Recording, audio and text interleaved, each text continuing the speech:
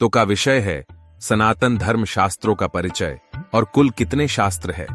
यूं कहा जाए तो गलत नहीं होगा कि सनातन धर्म शास्त्र पूरी की पूरी लाइब्रेरी है, परंतु हम इस लाइब्रेरी को भुला बैठे हैं। आज उसी लाइब्रेरी को मैं आपके सामने उजागर करने जा रहा हूं। हमारे इस लाइब्रेरी में शुमार है वेद, उपवेद, उपनिषद, दर्शन, ब्रह्मसूत्र, पुराण, वेदांग, स्मृति, संहिता आदि आने को ग्रंथ इसमें समाये हुआ है।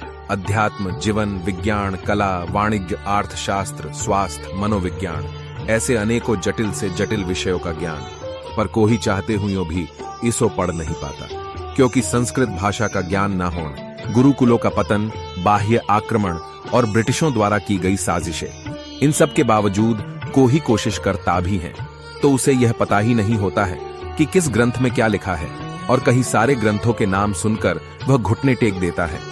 तो इस प्रस्तुति में हमारा मकसद है सनातन शास्त्रों का क्रम समझाना। तो हमने इस प्रस्तुति में शास्त्रों को 6 शाखा ओ में विभाजित किया है। वह कुछ इस प्रकार है: 1 श्रुति, 2 स्मृति, 3 इतिहास, 4 पुराण, 5 आगम, 6 दर्शन। अब इस क्रम को विस्तृत करते हैं। श्रुति, इसमें आते हैं वेद, और उन्हें अपौरुषेय भी कहा जाता है क्योंकि इनका कोई लेखक नहीं है। यह वेद ऋषियों द्वारा समाधि अवस्था में प्राप्त किए ज्ञान का संकलन है। इस कारण से इनका कोई लेखक नहीं है और यही दुनिया की सबसे प्राचीन पुस्तकें हैं। यह 4 भागों में है: 1 ऋग्वेद, 2 यजुर्वेद, 3 सामवेद और 4 अथर्ववेद। हर एक वेद में 4 भाग हैं: 1 मंत्र संहिता, 2 ब्राह्मण, 3 आरण्यक, 4 उपनिषद। मंत्र संहिता में विभिन्न देवी देवताओं की स्तुति और वर्णन से संबंधित मंत्र आते हैं। मंत्र संहिता का अध्ययन ब्रह्मचर्य आश्रम का आचरण करने वाले ब्रह्मचारी करते हैं, और ब्रह्मचर्य आश्रम वर्णाश्रम धर्म की प्रथम व्यवस्था है। ब्राह्मण, इस भाग में अलग अलग यज्ञ, अनुष्ठान, पूजन करने की विधियां आदि होती है, जिसमें मंत्र संहिता में बताए गए मंत्रों का प्रयोग होता है। इसका आचरण गृहस्थ आश्रम के समय में किया जाता है। गृहस्थ आश्रम वर्णाश्रम धर्म की दूसरी व्यवस्था है। आरण्यक, इस भाग में वानप्रस्थ आश्रम के समय मंत्र संहिता भाग और ब्राह्मण भाग में आए मंत्र, यज्ञ, अनुष्ठान को दार्शनिक धरातल पर समझाना है। वानप्रस्थ आश्रम, यह वर्णाश्रम धर्म की तीसरी व्यवस्था है। उपनिषद, यह वेद का आखिरी भाग है, परंतु सबसे महत्वपूर्ण। यह वेदों का सार है। इसमें जीवन, विज्ञान, आत्मा, परमात्मा, ब्रह्म, परब्रह्म, इन गूढ़ विषयों पर चर्चा होती है। हर एक वेद से जुड़े कई सारे उपनिषद हैं।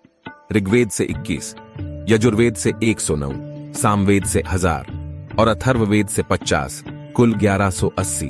परंतु मुख्य उपनिषद केवल 11 ही माने हैं। वह इस प्रकार है: 1 ईशावास्योपनिषद, 2 केनोपनिषद, 3 कठोपनिषद, 4 प्रश्नोपनिषद, 5 मुंडकोपनिषद, 6 मांडुक्योपनिषद, 7 तैत्तरीयोपनिषद, 8 ऐतरेयोपनिषद, 9 छांदोग्योपनिषद, 10 बृहदारण्यकोपनिषद, 11 श्वेताश्वतरोपनिषद। उपनिषदों को वेदांत भी कहते हैं। और उपनिषदों का अध्ययन संन्यास आश्रम में सन्यासियों द्वारा किया जाता है। संन्यास आश्रम वर्णाश्रम धर्म की आखिरी व्यवस्था है। अब इन्हीं 4 भागों को जोड़कर 2 मुख्य श्रेणियां बनती हैं: कर्मकांड और ज्ञानकांड। 1 कर्मकांड, यह गृहस्थ जीवन के लिए, और ज्ञानकांड सन्यासियों के लिए है। श्रुति, अब इसमें उपवेद भी हैं। उपवेदों की संख्या भी 4 है: 1 गंधर्व वेद, 2 स्थापत्य वेद, 3 आयुर्वेद और 4 धनुर्वेद। 1 गंधर्व वेद गायन, नृत्य और मनोरंजन की कला सिखाता है। 2 स्थापत्य वेद वास्तुकला, शिल्पकला और भूमिति का ज्ञान कराता है। 3 आयुर्वेद औषधियां और अन्य स्वास्थ्य संबंधित विज्ञान बताता है।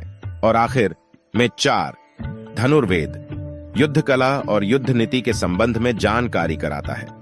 अब शास्त्रों की दूसरी शाखा है स्मृति। यह स्मृतियों की संख्या 18 है। इसमें से आपने मनुस्मृति का नाम सुना ही होगा। यह स्मृति या सनातन वर्णाश्रम धर्म के नियम बताती है और कर्तव्यों का बोध कराने में सक्षम है। समय के अनुसार यह स्मृतियां बदलती भी रही हैं।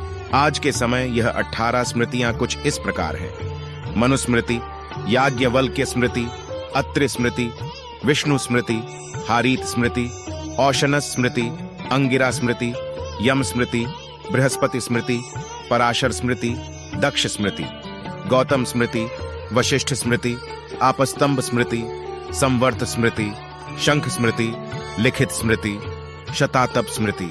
अब शास्त्रों की तीसरी शाखा है इतिहास। इसमें 3 इतिहास शामिल हैं। 1 हरिवंश, 2 रामायण और 3 महाभारत। 1 हरिवंश। इसमें भगवान विष्णु का कृष्ण के रूप में जन्म बताया गया है, जिसमें कंस का देवकी के पुत्रों का वध से लेकर कृष्ण के जन्म लेने तक की कथा है। फिर भगवान कृष्ण की ब्रज यात्रा के बारे में बताया है, जिसमें कृष्ण की बाल लीलाओं का वर्णन है। इसमें धेनुकासुर वध, गोवर्धन उत्सव का वर्णन किया गया है। 2 रामायण। इसमें श्री हरि विष्णु के मानव अवतार, रघुवंश के राजा श्री राम की गाथा और उनका जीवन वर्णन किया गया है। और 3 महाभारत। यह कुरुक्षेत्र युद्ध में चचेरे भाइयों के 2 समूहों के बीच संघर्ष और उनके उत्तराधिकार प्राप्त करने हेतु किया गया संघर्ष का वर्णन करता है, तथा यहाँ धर्म और अधर्म की नीतियां भी वर्णित हैं। और इसी महाभारत ग्रंथ से ही शास्त्र शिरोमणि श्रीमद् भगवद गीता का भी उदय हुआ है। हर एक हिंदू व्यक्ति को कम से कम गीता पढ़नी ही चाहिए। अब शास्त्रों की चतुर्थ श्रेणी है पुराण। इसकी मान्यता अति प्राचीन इतिहास के रूप में है। यह वेदों को समझने में सहायक है। इसमें वर्णित किए विषयों की कोई सीमा नहीं है। इसमें देवी देवताओं, ब्रह्म विद्या, नायकों, राजाओं, लोक कथाएं, ऋषि मुनियों की वंशावली, मंदिर, चिकित्सा, तीर्थ यात्रा, व्याकरण, खनिज विज्ञान, हास्य, प्रेम कथाओं, वैराग्य, खगोल शास्त्र के साथ साथ दर्शन व धर्मशास्त्र का भी वर्णन है। पुराणों की संख्या 18 है। वह इस प्रकार है: 1 ब्रह्म पुराण, 2 पद्म पुराण, 3 विष्णु पुराण, 4 शिव एवं वायु पुराण, 5 भागवत पुराण, 6 नारद पुराण, 7 मार्कंडेय पुराण, 8 अग्नि पुराण, 9 भविष्य पुराण, 10 ब्रह्म वैवर्त पुराण, 11 लिंग पुराण, 12 वाराह पुराण, 13 स्कंद पुराण, 14 वामन पुराण, 15 कूर्म पुराण, 16 मत्स्य पुराण, 17 गरुड़ पुराण और 18 ब्रह्मांड पुराण। इन्हें महापुराण भी कहते हैं, क्योंकि 18 उपपुराण भी होते हैं। श्रीमद् भागवत महापुराण ये पुराणों में शिरोमणि के रूप में माना जाता है।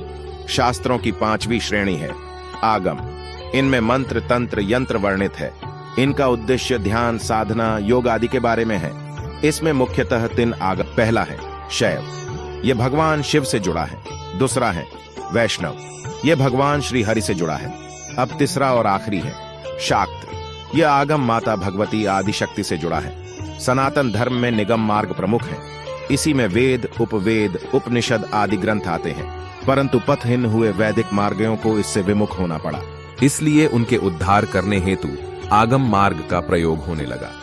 अब शास्त्रों की आखिरी और छठी शाखा है दर्शन। दर्शन शब्द की उत्पत्ति संस्कृत भाषा की दृश्य धातु से हुई है, जिसका अर्थ देखना या जिसके द्वारा देखा जाए होता है, या दृश्यते यथार्थ तत्व मनेन, अर्थात जिसके द्वारा यथार्थ तत्व की अनुभूति हो, वही दर्शन है।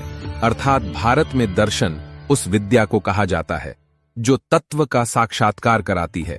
संक्षेप में कहा जाए तो दर्शन वास्तविकता के मौलिक सत्य को तर्कबद्ध रूप से समझने और व्याख्या करने का प्रयास है।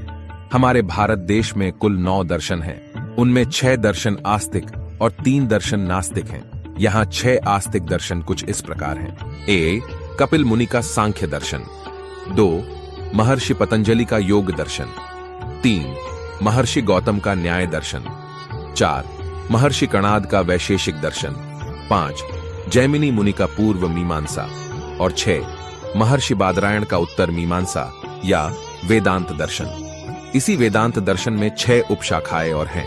वह इस प्रकार हैं: 1 आदि शंकराचार्य का अद्वैत वेदांत, 2 रामानुजाचार्य का विशिष्टाद्वैत वेदांत, 3 माधवाचार्य का द्वैत वेदांत, 4 निम्बार्काचार्य का द्वैताद्वैत वेदांत, 5 वल्लभाचार्य का शुद्धाद्वैत वेदांत और 6 चैतन्य महाप्रभु का अचिंत्य भेदाभेद।